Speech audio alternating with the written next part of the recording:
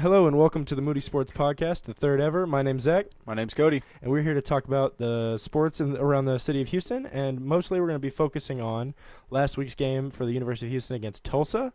We'll also be talking a little bit about the Astros and winning the ALDS, and then who they might be playing and what to expect. And also we'll be talking about the Texans and their game last week against the Colts. Nope, not the Colts. They played the it was the Dallas Cowgirls. Okay, yeah. And then maybe, just maybe, if we have time, we'll also mention the Rockets and some terrible, terrible news that came out of there, at least for me. Stay tuned. Stay tuned. First thing to start with, we're going to mention, we're going to bring up the U of H team and their game last week against Tulsa, and then also at the very end, we'll talk a little bit about ECU. First things first. Let's see what we saw, because we, again, both were lucky enough to go to the game with some friends and experience it. What did you see?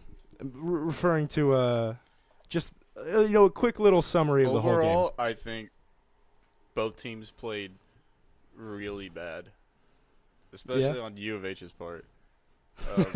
3 turnovers that's a lot. That's not acceptable. And there should have been more. And there should have been a lot more. Not even just U of H, but just in the game in general.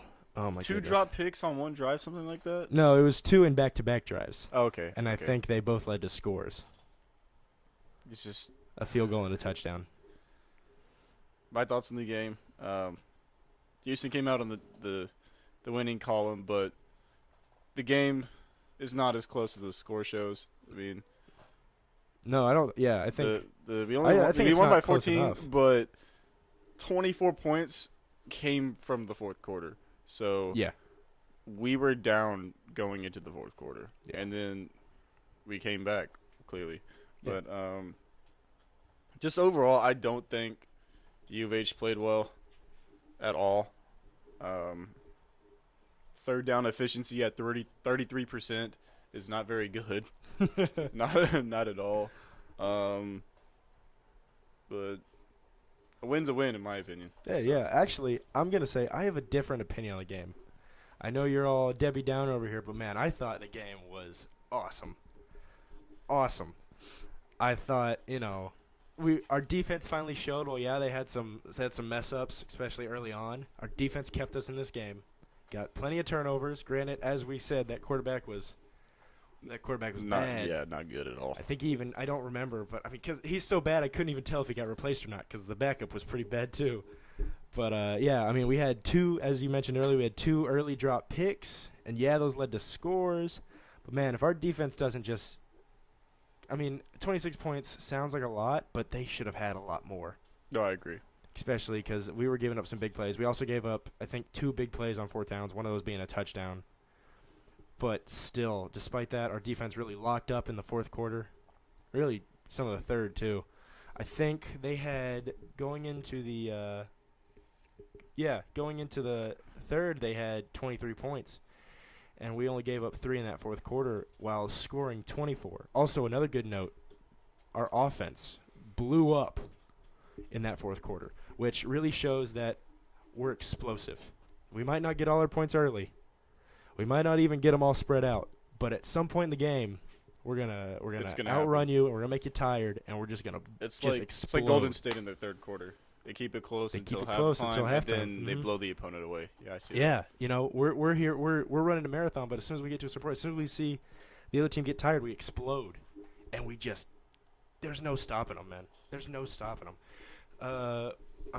And on that note, we had 3 turnovers, or we took the ball away 3 times. And it should have been 5, 6, 7. There was that one that they fumbled it on the sideline. That should have been our ball. Oh, that was off a pick? Was that off a pick or a fumble? No, it was a fumble. They tackled him against the sideline, like right up against the sideline, and he fumbled it. Yeah, but that was a defensive player. It was off our turnover. No, it should be our ball. I know, but it was off of – we turned the ball over, and then they were returning it. I believe it was a pick. Yeah, it was a pick. I just know we should have got the ball. They called it theirs, even though that should be ours. And then early in the game, those 2 dropped picks. Man. Oh, man, 6 turnovers. This game almost was – it was just sloppy, which is strange because The weather was fine. This wasn't a rainy game or anything like that. It's just that ball had a lot of margin on it, and they couldn't hold on to it. I agree. But, I mean, still, despite all that, especially this being our first conference game, and U of H has just recently not been great against Tulsa, really sticking it to them and beating them, man, it just felt good. It felt good. Great. I agree with that. I know we left early, especially before all the scoring, but we were able to catch it on our computers, our Philos, and catch a little bit of it. Man, felt good. Felt real good. I think the reason why I think the game wasn't very well is we've been blessed with a fantastic passing attack. Oh, yeah, man. And we only got 150 yards or so in the game. You want to hear a stat I saw? What's that? Thank you to the University of Houston Twitter, which always gives me most of my information. But we're the only team in the country that's top 15 in both run and pass. And our offensive line is like top 5. Which is surprising because going into this year. Yeah, which is what I talked about last week, is that, if our offensive line does well, we're going to win this game. Our offensive line did great. Our offensive line did great, man. I think Landon Roberts said it, or was it I can't remember, but somebody said, give appreciation to the Hogs, because yeah, he's right. Whoever that mysterious benefactor was, former player of U of H, he's right. That front line, that front 5, front 6, if you count the tight end, they won it, especially in that fourth quarter, because Tulsa was not ready for that last burst. They were too tired. They were giving up. Their team just didn't look together. Their quarterback and their offense made enough mistakes that their defense didn't carry anymore. And U of H, they never lost any of that drive. They never gave that up. It was beautiful. Oh man. All right, let's talk about MVPs. I have to say the O-line. O-line? You're gonna go with the O-line? The O-line. For the most part, they played pretty well. The rush. What stood out to me was the U of H's rushing. I know they had a couple long touchdowns by De'Aaron King, but 312 yards rushing in one game is pretty fantastic. That's great. That shows that the line blocks well enough to give the running backs holes, and that shows that running backs had the skills and the speed to break tackles and break away for those long gains. Mm-hmm. So I have to say my MVP is the offensive line. Great pick. Mine is going to be the defensive coordinator. I know, blasphemy. Wait. Y'all wait. We might have to get a camera in here so y'all can see what Cody's the daggers he's giving me right now. But, man, you know what I saw from that game? I saw some trickery. I saw some blitzes. I saw trying to get Ed Oliver. They did linebacker blitzes. You're right. I saw that. I saw Ed Oliver trying to get in some action. They moved him around a little bit, gave him some more, opportunities instead of like, hey, just run up the middle and get blocked by 3 guys. They let him jump around. They let him start in a 2-point stance. They backed him up. They dropped him in coverage once or twice. They kept him guessing. They didn't know what Ed Oliver was going to do. Which a defensive coordinator should do. Hey, we won't go there. You know what we've past coordinator positions, both offensively and defensively, have been fired halfway through the season at U of H because they refused to change. This guy, I'm sure he got brought in the head coach's office. So you're about to be fired. And Applewhite said, "Hey, man, look, I'm not saying you're done, but if we don't change stuff, might be looking for a new job." And that guy said he didn't get all down. He didn't quit on himself. He said, "You know what? You're right." And he came up with something. I don't know if that's Applewhite telling him like this is what we need to do, or if he said, "You know what? Let's just try something different." Mm-hmm. But whatever he did was awesome. And I loved watching. Especially in the third quarter. They still put up 26 on us, and this is not the best offense. But I will say this: at least they didn't do the same stuff. Yeah.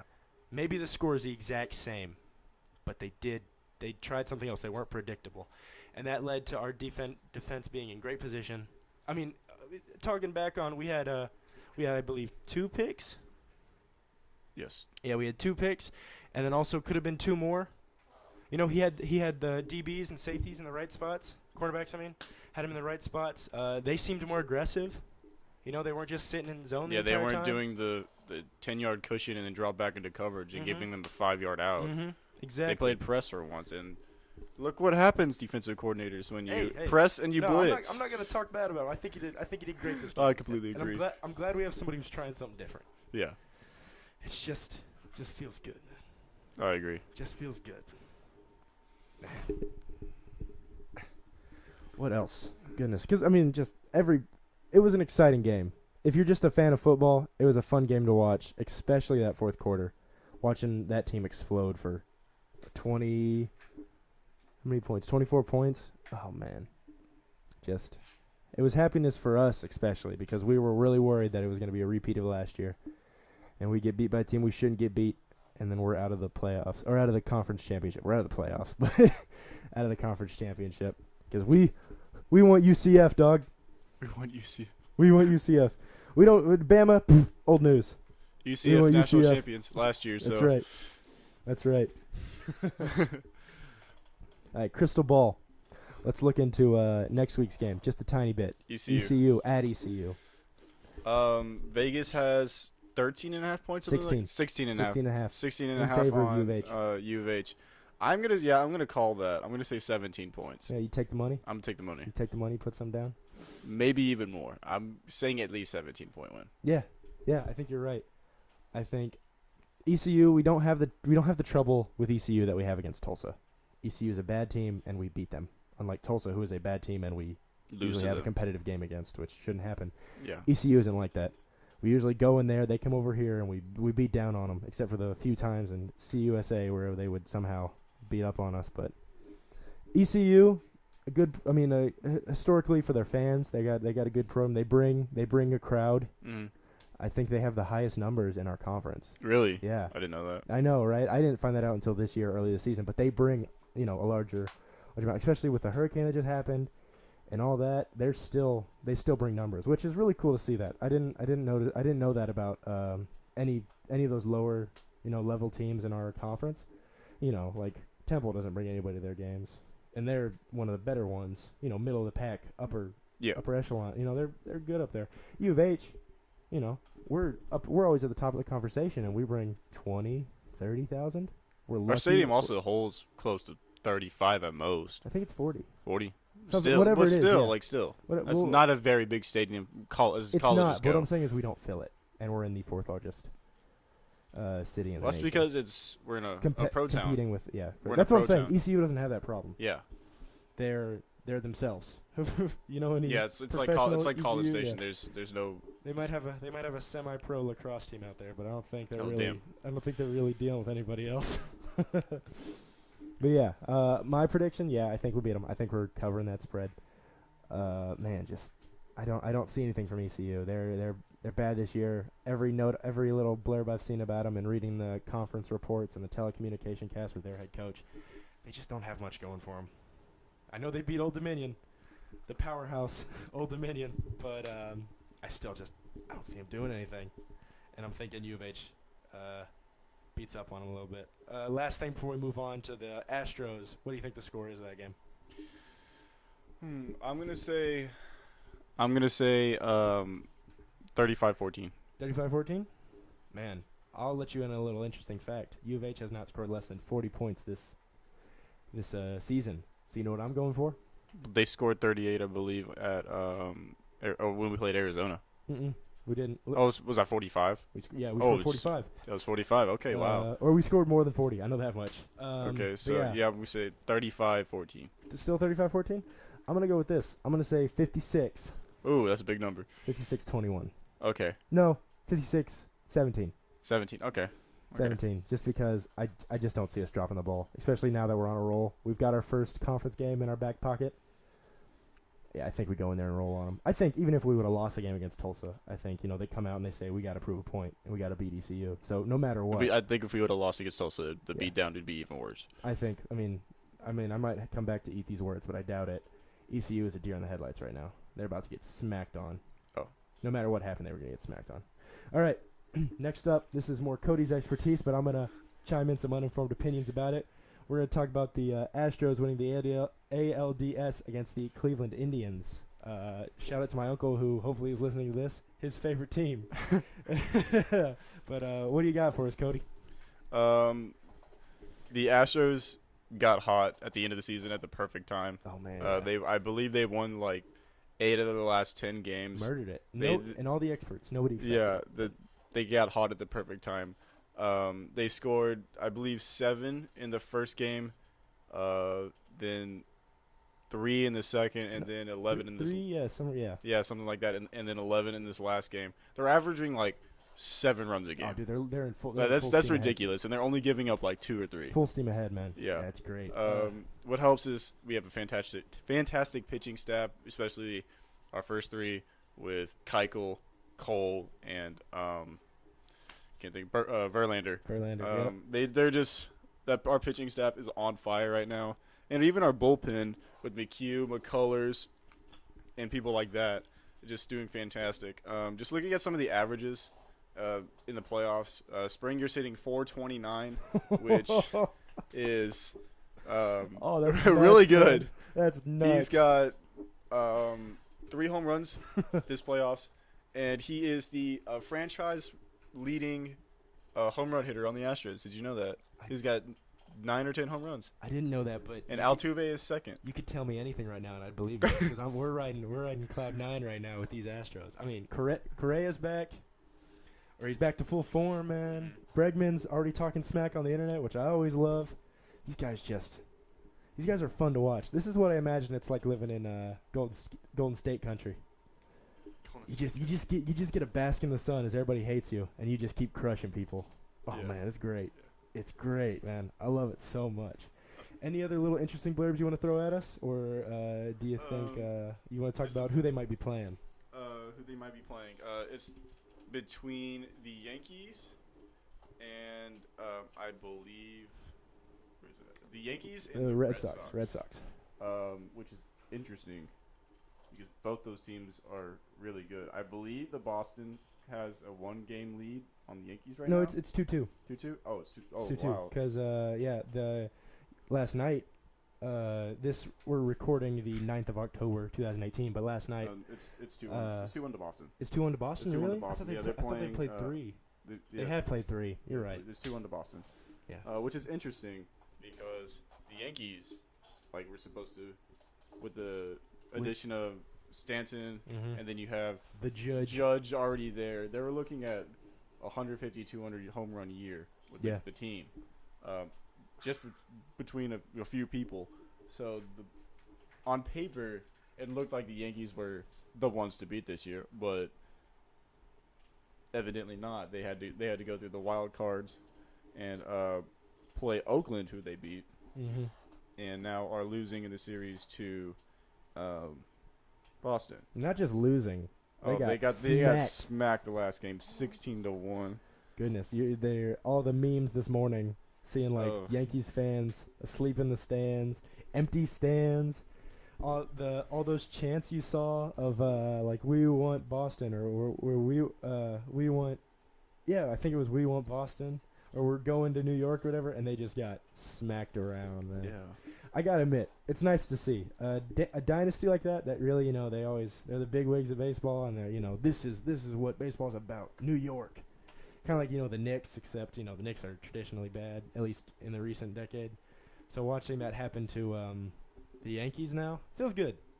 Not a big Yankee hater, especially because my hat isn't in the ring of baseball. Don't really pay too much attention except to that I know the Astros are winning. But still feels good to watch. Kind of like if whenever the Lakers are bad, it's like just feels good because they've always been talking smack, and even though they're losing, they'll still talk smack. Oh, pardon that little hiccup. I'm still a man. All right, you want to move on? Yeah, let's move on. Let's one last thing before we move on. Who do you think we're playing? I think it's gonna be Boston. I think it's gonna be Boston. I think it's gonna. I think the Yankees are gonna come back and say, "Hey, we just took this butt beating. We need to Hey, what do we need to focus on? Let's fix that." And then Game 4, which they're playing tonight, I believe. Yeah. Tonight, 8 Eastern.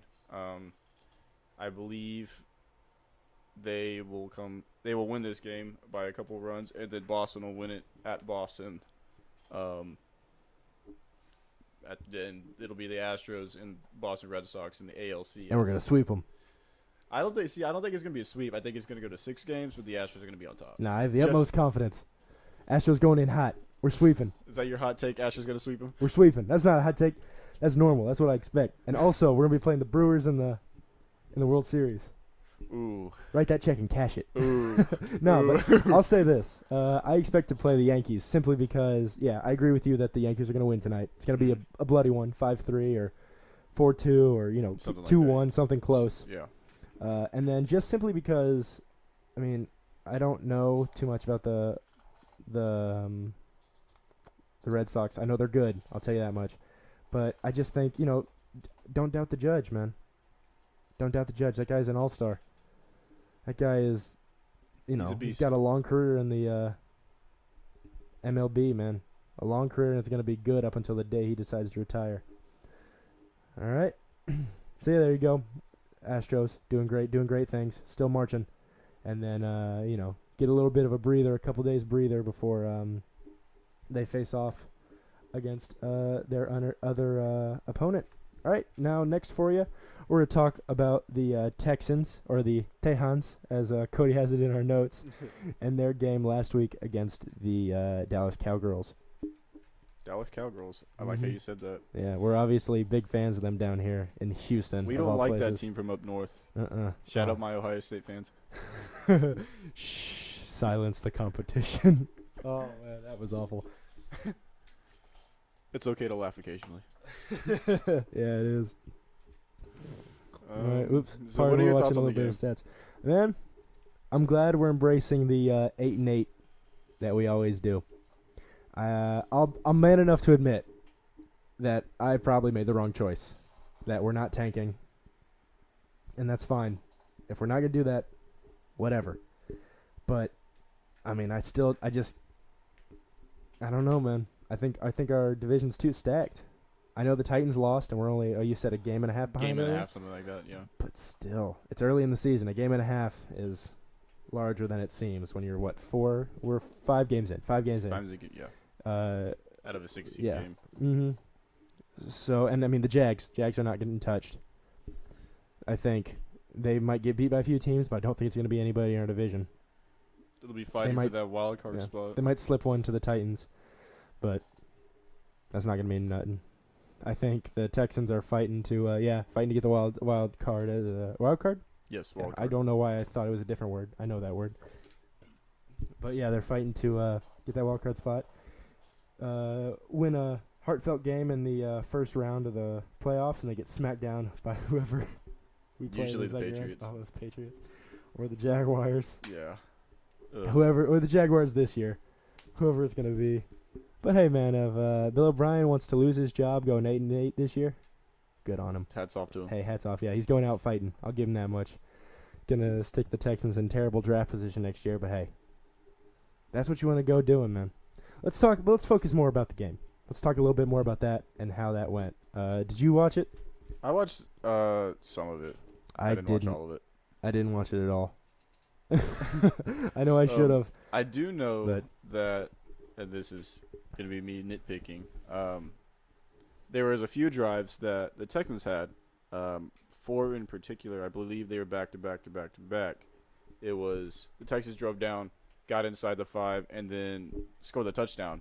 But the next 2 drives, they stalled out and had to kick a field goal. In one of those drives, they tried to go for it on the 4th down, and they didn't. They turn over downs. So 4 trips to the inside the 5, and you only get 13 points. Yeah. Not great. That's just not great. Not finishing the drive is, I think, the Texans' Achilles heel this season. Yeah, you're not wrong. Man, we just don't like scoring, I guess.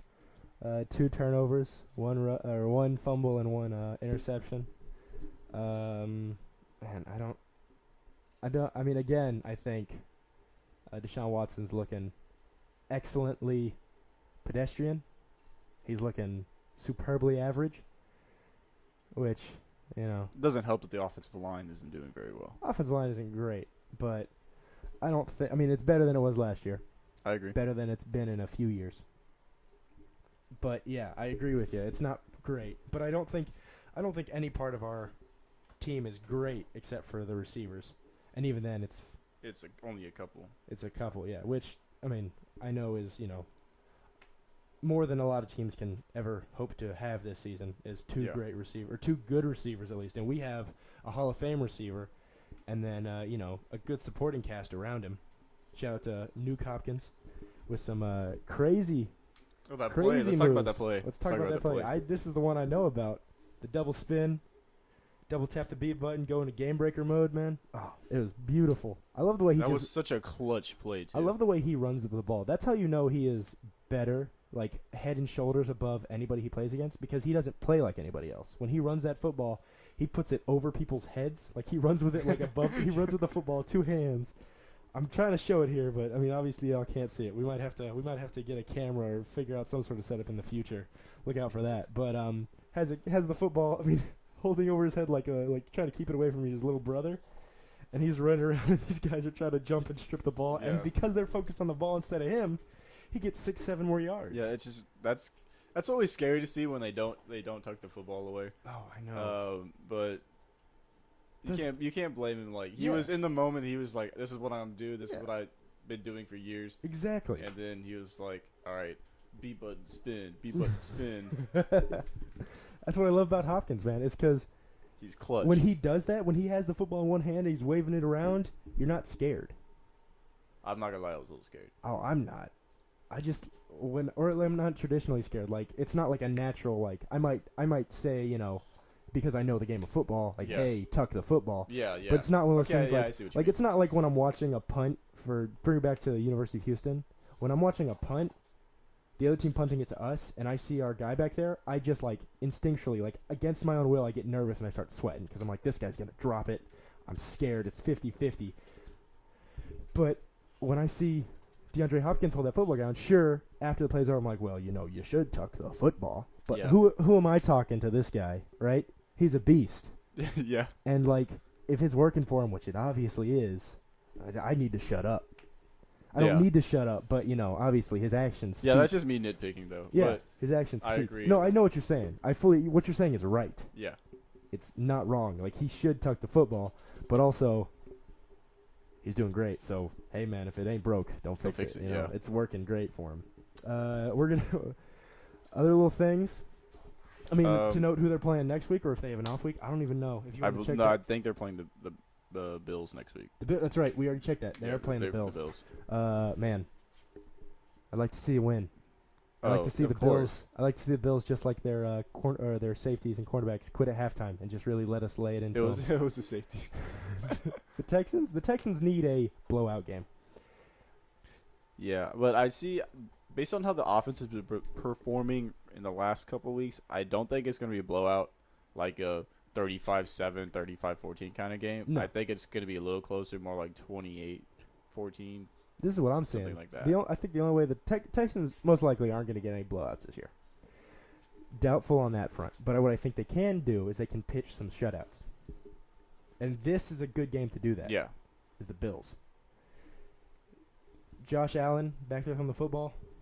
New guy, got a lot of energy going, but he's going to go against a real challenge with that front seven. The front seven. That front seven's going to be hard to get just around. In general. I mean, our cornerbacks and safeties, average. Mm-hmm. Not great. Not great defenders per se, but they lay the wood on you. So anywhere that guy runs, and especially because he's still in college mode. You saw that video of him. You saw that video of him hurdling somebody. Oh, buddy. Try doing that against J.J. Watt. I know Clowney's still playing right now. Kareem Jackson or oh Jonathan Joseph. Dude. Anybody of those. Guy's gonna get hurt. Oh, and Tyrann Mathieu. Oh. Just gonna get his. It's gonna hurt the mind, body, and soul if that guy gets smacked. Might just get turned to a ghost. But yeah, I mean, if it's gonna happen to anybody, if we're gonna pitch a shutout, it starts with the Bills. The Bills.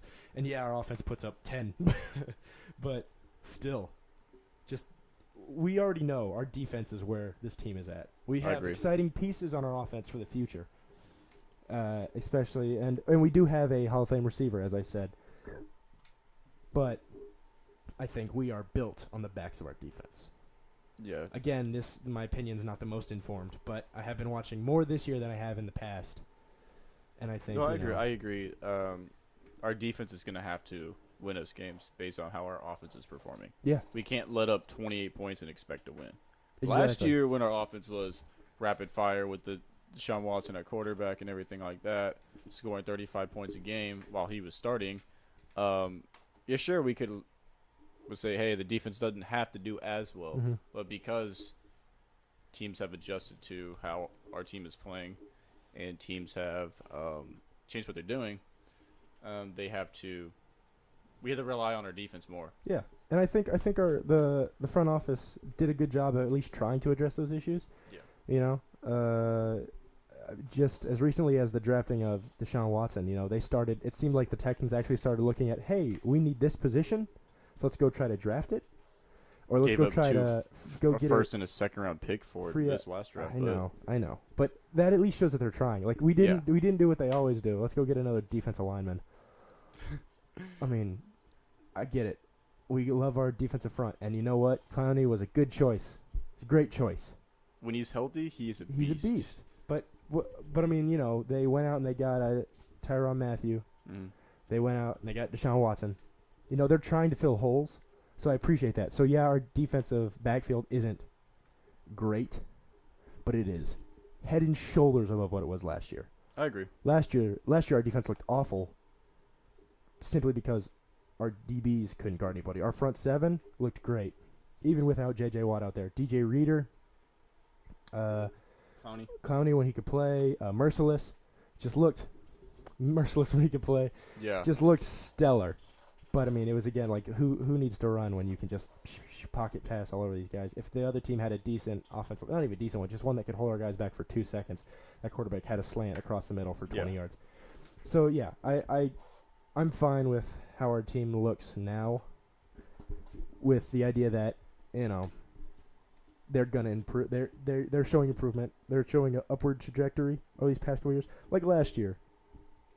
We improved the offensive line, or offensive side with Deshaun Watson. Now, yeah, we went 2-14 last year. Something like that. It was awful. 4-12. I think it was something bad. It was bad. Yeah. But you know that was simply because of the quarterback troubles. And once we lost our quarterback, our defense, we already knew our defense was bad. So this year they said, okay, our defense is bad. Let's go get some defensive players. They did that. So they're showing that they're trying to improve instead of, as I said, instead of putting 11 defensive linemen down and going goal line every play. But predictions against the Giants. I know we barely talked about it. We kind of just touched on it. But predictions of that score. The Bills, you mean? Bills. Yeah, they're the same color. Same color. I hate that. Again, not a big NFL fan here, but, you know, just the same colors, same general area. And nobody cares about either team. The Northeast. People care. Yeah, you're right. People care about OBJ. They don't care about the New York Giants. They don't care about it. Prediction. I think the Texans are going to win by 14, and it's going to be 21-7, 28-14 kind of game. You're thinking we have more than one touchdown? Yeah. You're a bold man. Yeah. Oh man. Based on how go buy a lottery ticket, man. What's the right word to use? How bad, I guess. How bad the Bills are. How bad the Bills have been. Said it right that time. How bad the Bills have been playing. I don't see why they would. I don't see why they wouldn't win by 2 touchdowns, score multiple touchdowns. Yeah, they have the capabilities of doing it. They just don't. Let's just run DeAndre Hopkins on flats and go routes the entire game. I agree. Let's do it. Run the ball once and don't even let Miller touch it. Just kind of just let Deshaun Watson fall. Just throw it up to DeAndre Hopkins. Honestly, triple coverage. I like my odds. Their secondary, I don't know much. I don't even know names, but I know their secondary is bad. Especially, they lost a player who wasn't even very good, but he was one of the best ones they had. Yeah. But yeah, so I think you're right. I don't think you're right on how many points we score, but I do think we put up 1, maybe 2 touchdowns. I'm thinking 17 at most. 17 is my cap. But, I mean, as I said earlier, I'm thinking the defense. I'm going to be optimistic here, and our defense lets up 3 points. And if I'm going to be really really loose with it, maybe 7, maybe 1 touchdown. But I still don't think that. I think 3. I think we keep them on their side of the field the entire game, and we just hold them down. Pin them to the turf, man, and just shackle them. I don't think they get anything. Especially with that front 7. Especially with that front 7, man. It's fun to watch them. I know we're probably going to get a lot of smack for this, but, man, just J.J. Watt, dude. Great. When he's healthy. So much fun. Unstoppable. He made professional football fun again for me. Watching him destroy everyone. Just watching him destroy, man. Especially because I mean, it's beautiful. It's a beautiful sight. It's quiet, but his stat line this year is crazy. I think he's got six or seven sacks or 6 tackles for losses. I don't know, but he's just doing great things. Yeah. 6 sacks in 5 games. He's on pace for around 15 sacks or something like that. 18, 19 sacks. Yeah. Pretty good. Sounds good to me, man. And he's gonna play. And he's played some tougher teams with the Patriots and the Titans. He's played 2 of the tougher teams he's gonna play. Yeah, they're gonna play the Giants twice. I mean, not the Giants. I'm sorry. They're gonna play the Jaguars twice. But I still think he's gonna reach those numbers. If he can get another 20 sack season, I mean, come on. That'd be fantastic. Cement his name in the Hall of Fame, even if he's hasn't won much of anything yet, hardware wise. Championship wise. I know he's won some defensive MVPs, but all right, on to the Rockets. Oh man, and this is a little. On to the sad. This is something sad that I news. wanted to talk about. Not really real news, but personal in the sense that man, a good man went down today. The Rockets. I love the Rockets with all my heart, but you know what? Nobody is unblemished. The Rockets have their sins too, and theirs is that they cut local Houston legend Rob Gray. Say it ain't so, man. Say it hurts ain't so bad, but we can't say that it wasn't expected. I know. We both were talking about it. I think we might have talked about it earlier in the podcast. I can't remember the first week. Second week, maybe a little bit. But also just in off the podcast, we talked about how, the chances of him making the team are slim, especially because the position he plays is behind the point one god. the Rockets have. Yeah, behind Chris god. Paul, they brought in Michael Carter-Williams. James Harden can even play the point guard position. And exactly. And in college, Rob Gray played more of a shooting guard position. He honestly, not to say he was James Harden, but he filled that role. He'd bring the ball up, but he was a shooting guard. Yeah. Offense goes through him, try to find him the ball, and then kick it out to shooters, either Armani Brooks, talking about last year, talking about the U of H basketball team, but kicking out to either Armani Brooks or Corey Davis. Obviously the Rockets have more weapons, so James Harden's kicking it out to everybody but Clint Capella. But obviously Rob Gray wasn't going to fit that role. He's dealing with a lot bigger competition than probably any other team in the league at his spot. I mean, maybe the only team comparatively is the Golden State Warriors with Klay Thompson, but then in their backup position, which Rob Gray, most definitely, if he goes anywhere, at least this first couple years, he's going to be a backup, probably a role player. Not even that. I mean, filling out those reserve spots, but filling out those spots. The Rockets was every position he could play. The Rockets had too much depth at almost. I agree. Brandon Knight, I know is injured. Hey man. Brandon Knight, who I know is injured, but he'll be ready for the regular season. Just about Michael Carter-Williams, who the Rockets brought in specifically for a defender-type point guard, a long guard, who also, I'll talk about. Michael Carter-Williams has been talked down a lot, since his first season, which I believe he did pretty well at. But then since then, he's, kind of fell off the radar, and it's because just people have been doubting him, and he wasn't as explosive as people expected him to be. But man, watching these preseason games, watching him play against the Spurs, and then watching him a little bit against, I can't remember who they played, but I know we beat them. First preseason game. Just he looks excited to play basketball again. And he said in an interview, he said that it's fun to play for this team because he can tell these guys believe in him. It's more than just words, which also is to speak to the locker room culture that the Rockets want to win, and they want to win now. And they believe in themselves. They believe they're the best team, which is awesome. It's not like oh man, we're worried about playing the Warriors. It's we're going to play the Warriors and we're going to win. Mm-hmm. They know and they feel that they are, the only reason that they lost that series is because they just had a terrible night shooting and they were down a player.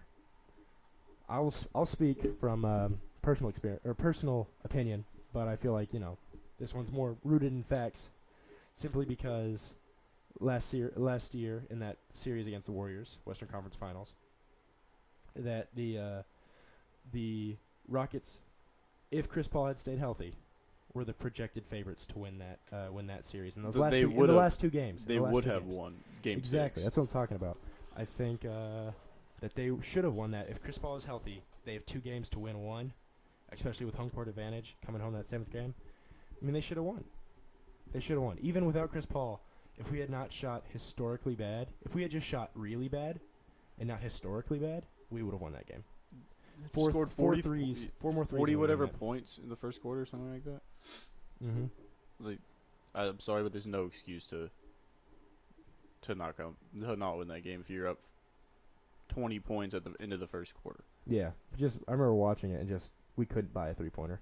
We couldn't sacrifice anybody to get a 3-pointer. I would have chopped off my leg for a 3-pointer. Oh man, dude, I was thinking about it.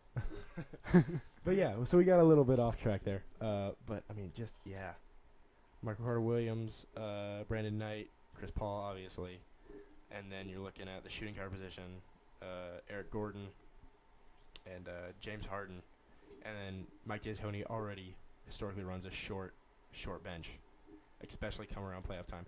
We're not arguing that Rob Gray would play a whole lot, but we would think that he would get any at all, or just get on the team, I guess. So we're gonna see him most likely go to the G League. It's his choice, if he wants to go into his career field, which I believe he majored in psychology or sociology, something like that. So obviously, I think he's more focused on basketball. That he'll go to a G League team, get that NBA muscle, that NBA mindset, and we'll watch him kill it in the G League for a little bit. I'll be keeping track of him because I really like watching him play. I do too. So I'll try to find out where he went, if he goes somewhere, which he should, and then maybe keep us up, not every week, but little by little, keep up with him statistically and how he's doing down there in the G League or overseas, wherever he goes. All right, yeah. Predictions. No, we'll go first. Whoa, predictions on the Rocket season, because preseason is coming to an end. Just talking about wins? Just what you think their record's going to be. I think the Rockets, I don't think they get 65. I don't think so either. Because last year was a perfect storm. Even though I will say this, even though we missed Chris Paul for the first, 20-something games? Something like that. I know we got 65, even with him missing that. I don't think we get that, but I've seen these just outlandish. I just think, honestly, stupid opinions that people are saying the Rockets dropped 10 games. Yeah, I don't see that. I think that's just absurd. I get it. Trevor Ariza was the perfect player for his role, a 3-and-D guy who was long and athletic and could guard most anybody, and especially picked for guarding a Kevin Durant type guy. Didn't always do great at it, but did better than most people could. But James Ennis is coming in that role, and maybe he's not a 3-point shooter like Trevor Ariza is, and maybe he's not even as quick a defender but he's younger. He's gonna do the role at least well, and I think the Rocket system is truly plug and play. Mm-hmm. You bring in anybody, and if you have the players around him, just like James Harden, Clint Capella, and the point guard. We have our big 3. Yeah. If Clint Capella's in the East, he's a all-star, no doubt. Oh, easy all-star. Come on, I love Al Horford, but who else is he competing with over there? Tristan Thompson? If Joel Embiid's in the East. Yeah, but that's it though. Those 2. Yeah. And maybe Hassan Whiteside, but I think Clint Capella's better than he is. I think the only competition is Joel Embiid. And Al Horford. Those are 2 great players. Yeah. But yeah, I think come on, Clint Capella is a beast in the West, and it's just the star names over here. Your Joe Chi. No, not Joe Chi. The GOAT. The point center for Denver. Nikola Jokic. Yeah, that guy's great. That guy's great. But yeah, just the West is more stacked. LaMarcus Aldridge, which I know isn't the same role, but for all-star purposes, they could sneak him in there. I just think Clint Capella is better than. I think he's competitive in the West, but I think he's better in the. Would kill it in the East. But yeah, what I'm saying is that you can put, if you take one guy out, that small forward, that power forward position, you can put anybody in there. And especially because, we already have P.J. Tucker, defensive general, really holding it down for us. The bench presence is great with Gerald Green. We have a good team. It's now Melo coming off. You can hide, even though I don't think we'd have to hide Ennis, because I think he'll be able to hold his own well enough. And they are going to demand a lot out of him, especially when it comes to the Warriors. Yeah. He's going to have to hold down some great players. But, I mean, the Rockets are ready for that. And they are fully capable of just throwing bodies at the Warriors, throwing bodies at anybody. So I'm excited. But, yeah, I'm going to say 60. 59, 58, 60. That's what I was thinking. I don't think we drop off too much. And I don't even think we drop off because of talent. I think we drop off because we're going to more try to keep our guys energized and healthy for the playoffs. I think the Rockets know they still need that number 1 seed because they need home court advantage for the Warriors. They could beat anybody at their place except for the Warriors, which we could, but it will be extremely tough. So I think they still battle for that first seed to get home court advantage. But I think they fall off a little bit. I think last season, as we mentioned, was the perfect storm. So, excited. All right. Any closing words? No. I just wanted to touch on my opinion on that. I'd say, yeah, I agree with you. 58, 59, 60 wins. And like you said, not because the talent level isn't. I would say, in my opinion, based on how I've seen it, the talent level is about the same overall with the whole team. It'll be more the play, especially towards the end of the season, when the playoff spot is set in stone. I would say that they're gonna rest their star players like Harden, Capella, and Chris Paul a little more. Yeah, which will mean clearly it's gonna sacrifice some games, but I'd rather sacrifice some games than not have one of them play in the playoffs. Exactly. All right, we're gonna finish up here. Just want to thank you for listening, keeping tuned in. We're really excited. We really love doing these. We kind of just came up with this on the spot. We're like, let's do a podcast. And I feel like we're really coming into our own a little bit.